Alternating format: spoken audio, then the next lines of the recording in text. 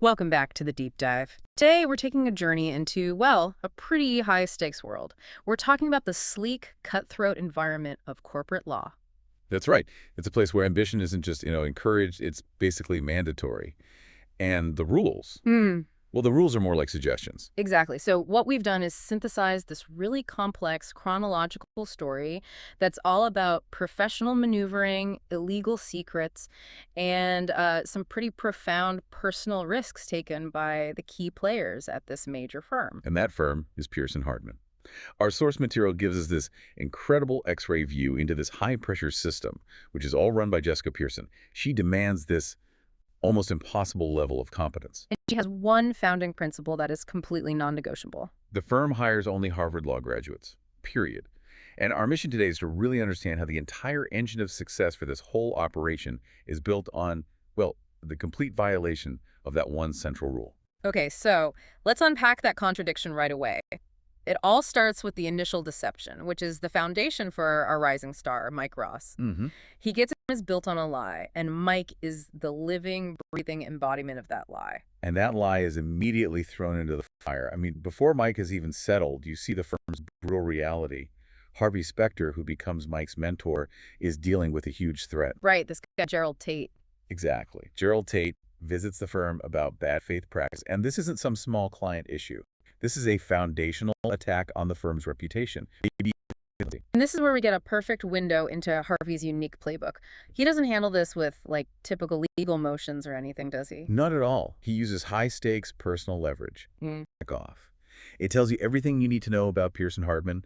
The rules of engagement are personal, and the currency is risk. So what's really crucial here is the dual pressure Mike is under. I mean, on one hand, he's building this illegal professional career. And on the other, his personal life is demanding huge amounts of money right now. He desperately needs $25,000 to move his sick grandmother into full-time care. Her health is getting worse. So this isn't just ambition for the sake of, climbing the ladder. His professional lives are completely tied to this heartbreak of a really urgent personal need. That dual motivation, desperation, and brilliance is what makes him so compelling and so vulnerable.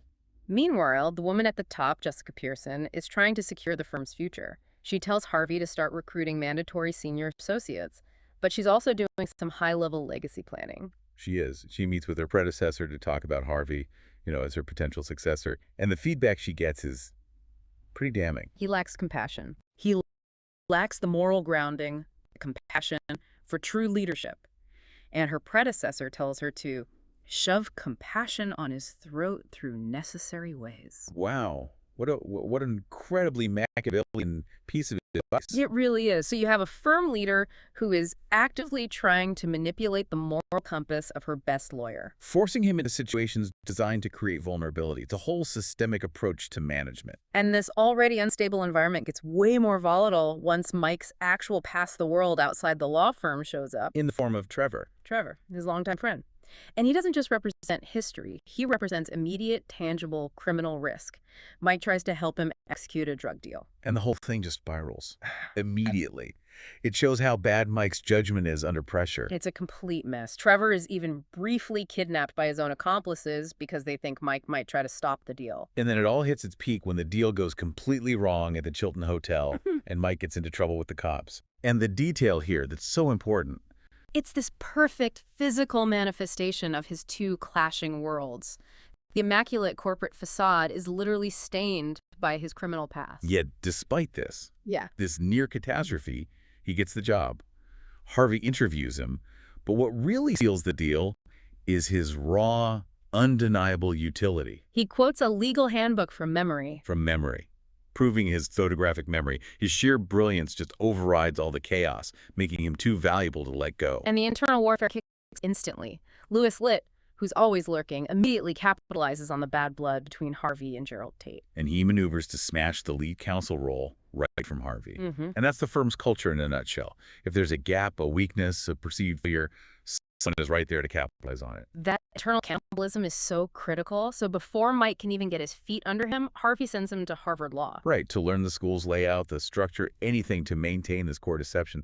And when he gets back, he meets Rachel Zane, who gives him a tour. And what we're really seeing develop here is the structure of this sort of blackmail economy. Exactly. Mike's professional success is now completely intertwined with the personal criminal risks tied to Trevor, setting up all these vulnerabilities that you just know are going to be exploited. And speaking of exploitation, Jessica is more than ready to play that game. She uses Gerald Tate's failure against Harvey, leveraging the whole situation to threaten blackmail. She's holding his entire professional future hostage. And the fallout from that is Harvey gets forced into taking a pro bono case. Which he hates. He fundamentally despises it. It lacks the massive corporate financial reward he's used to. Mike gets reinstated, but only on the condition that he helps with this case. So this is Jessica's strategic move. This is her shoving compassion down his throat. Precisely. It's not about the client. It's about controlling Harvey's character arc, just like her predecessor advised. So the legal work starts, but it's really just a vehicle for all this conflict. And Mike gets tasked with meeting Nancy, the woman involved, to try and negotiate getting her original offer back from the firm. But the walls are closing in on Mike again. While he's focused on this case, a huge moment of exposure happens internally. Rachel confronts him. She admits she struggles with tests, connecting her own academic vulnerability to his. His professional success is now tied to maintaining a relationship with the source of his greatest criminal liability. And then it gets physical. Trevor ransacks Mike's house looking for a briefcase. Full of pot. A briefcase full of pot that Mike unbelievably had hidden in his office at Pearson Hardman. Think about that. Just think about that for a second.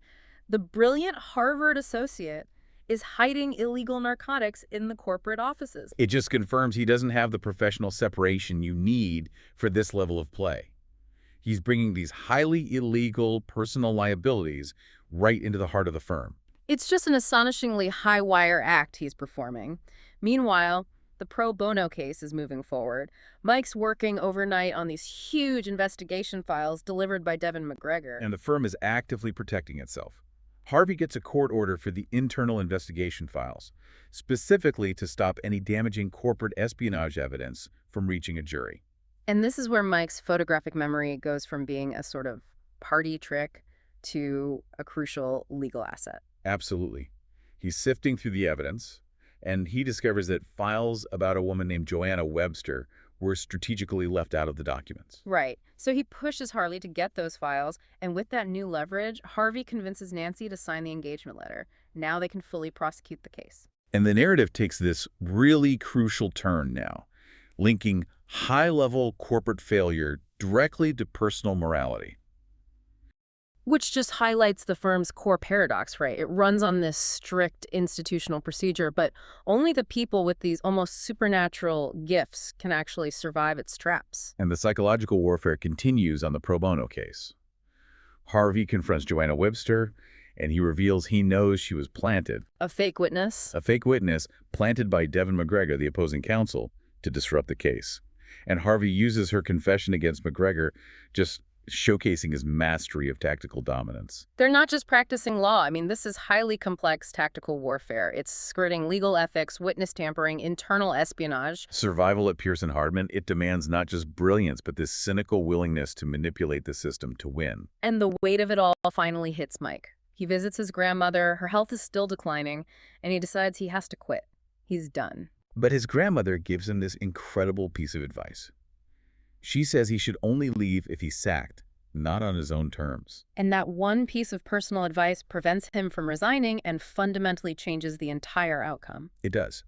And right before the end, we see the firm's toxic foundation reaffirmed one last time when Harvey confronts Louis about a fake firing incident he orchestrated just to intimidate the new associates. The whole environment is just built on fear. Fear and intimidation. It's designed to break anyone who isn't utterly ruthless. So here's where this high-stakes chess match finally resolves. And the convergence of all these threads, it secures Mike's position, but, and this is so crucial, it's on Harvey's terms. Right. First, Mike returns the briefcase of pot to Trevor, which neutralizes that external criminal threat. And then Harvey comes back to work with the smoking gun, documents that implicate Devin McGregor on witness tampering. That evidence is the ultimate leverage. The firm can now destroy the opposing counsel. And Mike uses those documents, which they got through all their illicit maneuvers, to negotiate a settlement. Not just for the client, Nancy, but for himself. And the terms of that negotiation are a masterclass in self-preservation. It covers every single risk and need he's had from the beginning. Reinstatement, back pay, a substantial salary raise, and critically, tuition for Nancy's child. It addresses the original financial desperation that drove him into this whole mess. So if we connect this to the bigger picture, the entire arc shows that Mike Ross's success. Hmm. It wasn't just about his raw talent. No, it was about his and Harvey's ability to manage these volatile personal secrets, exploit the criminal deceptions of their rivals, and then leverage all of that darkness into professional gain. His illegal actions and high-risk connections were these huge vulnerabilities that, in the end, had to be neutralized by just superior strategic maneuvering. Yeah, it cements the idea that at Pearson Hardman, high-level success requires a certain amount of criminal exposure just to survive. What an incredible high-wire balancing act. The firm's ruthless structure, from Jessica's rules to Louis's constant rivalry, it was contesting that balance. It proves that in this world, professional ascent and profound personal risk are two sides of the same coin. Indeed.